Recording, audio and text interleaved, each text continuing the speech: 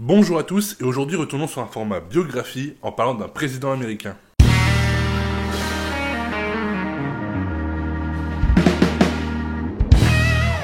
John Fitzgerald Kennedy naît à Brooklyn dans le Massachusetts le 29 mai 1917. Il grandit au sein d'une riche famille catholique d'origine irlandaise et il aura 8 frères et sœurs. Ambassadeur des États-Unis en Angleterre, son père va lui offrir une excellente éducation. Rapidement, il va montrer des aptitudes très satisfaisantes dans sa scolarité. Et malheureusement, il sera malade dans sa jeunesse et il ne pourra pas passer beaucoup de temps dehors. Il passera la majorité de son temps libre dans sa chambre à lire.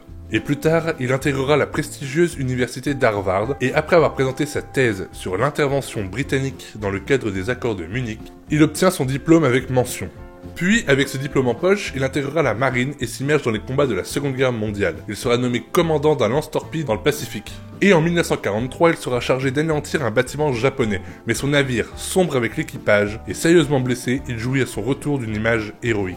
Plus tard, et à la fois conseillé et influencé par son père, qui suite au décès de son premier enfant, a accompagné le jeune John pour devenir président des États-Unis. Et il se lance en politique en 1946, parallèlement à sa carrière de journaliste. Membre du Parti démocrate, il espère obtenir un siège de représentant à la Chambre, ce qui se produit en 1947. Sa vivacité d'esprit, sa détermination et son charisme le propulsent au poste de sénateur du Massachusetts en 1952. Et revenons un peu sur la Chambre des représentants est une instance politique américaine qui actuellement a une majorité démocrate et elle constitue avec le Sénat le Congrès des États-Unis. Ce conseil est censé représenter le peuple, comme l'Assemblée nationale en France, bien que leur fonctionnement soit différent. Les élus sont présents pour un mandat de 2 ans et exercent un contre-pouvoir face au Sénat américain. Une fois sénateur, John Fitzgerald Kennedy se fait un nom dans le milieu. Beaucoup apprécient sa curiosité et son énergie, et il reçoit le prix Pulitzer en 1957 pour son livre « Portrait d'homme courageux ». Outre la réputation qu'il s'est lui-même forgée, sa fonction de sénateur semble être pour l'homme ambitieux qu'il est un tremplin vers la présidence. Et en 1960, Kennedy se porte ainsi candidat démocrate aux élections contre le républicain Richard Nixon. Son programme dynamique, surnommé New Frontier, Nouvelle Frontière en français, repose notamment sur un meilleur système social, sur l'égalité raciale, la relance économique, l'avancée spatiale et l'aide aux pays sous-développés. À très peu de voix près, Kennedy est élu 35e président des États-Unis à la suite du président Eisenhower. Il entre en fonction en janvier 1961. Si sa vie professionnelle est un succès, qu'en est-il alors de sa vie de famille ? John Fitzgerald Kennedy épouse Jacqueline Bouvier le 12 septembre 1953. Jackie Kennedy entame 5 grossesses. Et elle fait malheureusement une fausse couche en 1955 et donnera naissance à une petite fille malheureusement aussi mort-née en 1956. Et le couple devient finalement parent de Caroline en 1957, puis de John en 1960. Et en 1963, la dernière grossesse donnera naissance à Patrick, qui sera né prématurément et qui ne survivra pas et qui mourra malheureusement quelques jours après sa naissance. Le couple, écorché par tous ces drames, est séparé, mais ils resteront mariés jusqu'à la mort de JFK. Revenons un peu à sa carrière politique, et notamment dans le contexte de la guerre froide, où à peine arrivé à la présidence, Kennedy souhaite baser sa politique extérieure sur l'équilibre des puissances occidentales par rapport au bloc soviétique. Mais une telle démarche devait rester pacifique. Aussi, dès le mois de juin 1961, quelque peu ébranlé par la déroute du débarquement de la baie des Cochons à Cuba, la révolution cubaine qui a été évoquée dans la vidéo sur Che Guevara que je vous mets en description, Kennedy va rencontrer alors Khrouchtchev à Vienne au sujet de Berlin.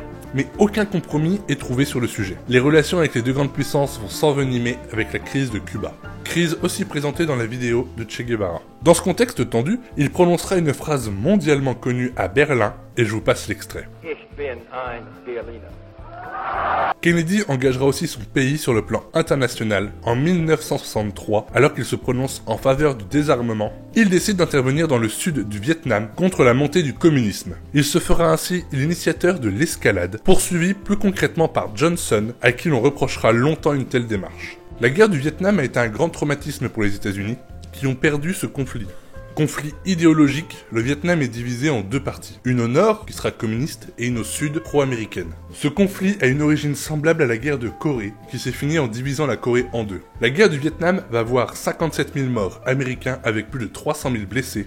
Mais le plus dur sera pour le Vietnam, qui a perdu près d'1,5 million de personnes. La guerre va finir sur la réunification du Vietnam, mais au profit de la partie nord. Et sur le sol américain, cela va faire monter les mouvements de contestation et va devenir un argument politique majeur, et on notera le livre et l'argument du président Nixon, No More Vietnam. Et désolé pour mon accent.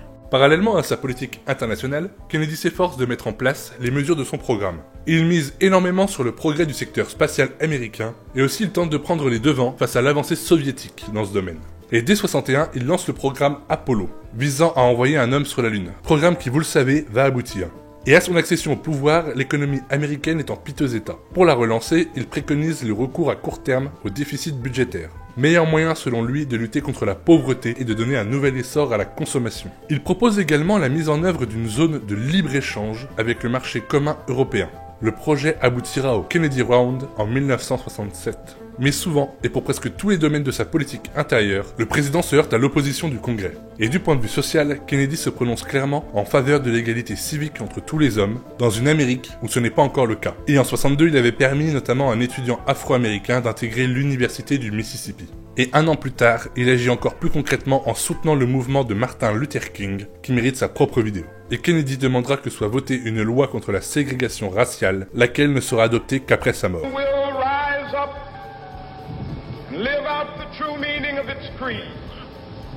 We hold these truths to be self-evident that all men are created equal. À peine 3 ans après sa prise de fonction, Kennedy sera assassiné sous les yeux de la foule, de la télévision et de sa femme. Et cela alors qu'il traverse Dallas avec son escorte. Touché à la tête, il meurt peu de temps après son arrivée à l'hôpital, et les États-Unis et le monde entier sont terriblement choqués par le drame. L'enquête aboutira à l'arrestation de Lee Harvey Oswald, lui-même assassiné par Jack Ruby quelques jours après. Selon le juge Warren, c'est bien Oswald et lui seul qui est coupable du crime. La commission du juge suscite de vives critiques et un doute subsistera quant aux circonstances exactes de l'assassinat du président. Devenu un icône par une mort tragique et obscure, Kennedy n'a pas toujours été exempt de critiques. À cause de sa courte présidence et de la rigidité du Congrès, nombre de ses mesures intérieures n'ont d'ailleurs pu aboutir. Mais son dynamisme, son charisme et ses capacités à se remettre en cause ont donné un nouveau souffle à la politique américaine. Et ont sans conteste influencé plusieurs de ses successeurs. Il est toujours aujourd'hui considéré comme un symbole dans son pays et encore plus dans son parti politique. Et passons maintenant aux anecdotes. La première nous emmène dans l'intimité du président, qui en public montrait une image de mari attentionné et comblé, mais il était en réalité un amant infatigable. Il aura ainsi de nombreuses relations extra-conjugales, et notamment avec l'actrice mondialement connue Marilyn Monroe. Et la seconde anecdote est statistique. Kennedy fait partie des 4 présidents assassinés, et des 8 morts en fonction. Et ce sur les 45 présidents au total. Cela représente un taux de 17,7% de décès, et ainsi, être président des États-Unis est l'un des métiers les plus dangereux du monde. Et enfin, pour la dernière anecdote, nous allons parler d'une curiosité. Il existe des étranges similitudes entre Kennedy et Lincoln, qui représentent à eux deux le premier et le dernier président assassiné aux États-Unis. Tout d'abord leur date d'élection au Congrès, 1846 pour Lincoln et 1946 pour Kennedy. Leur date d'élection à la présidence, 1860 pour l'un, 1960 pour l'autre. Ils sont morts tous les deux d'une balle à l'arrière de la tête en présence de leur épouse. Pour Lincoln, cela a eu lieu dans un théâtre et l'assassin se réfugie dans un entrepôt. Et pour Kennedy, il tuera dans l'entrepôt pour se réfugier dans un cinéma. Ces similitudes sont troublantes et ont attiré mon attention, bien que je n'en pense pas grand chose. Dites-moi ce que vous en pensez et ce que vous en imaginez en commentaire. Et sur cette anecdote curieuse, je vous dis à la semaine prochaine pour une nouvelle vidéo, et n'hésite pas à partager, liker et t'abonner.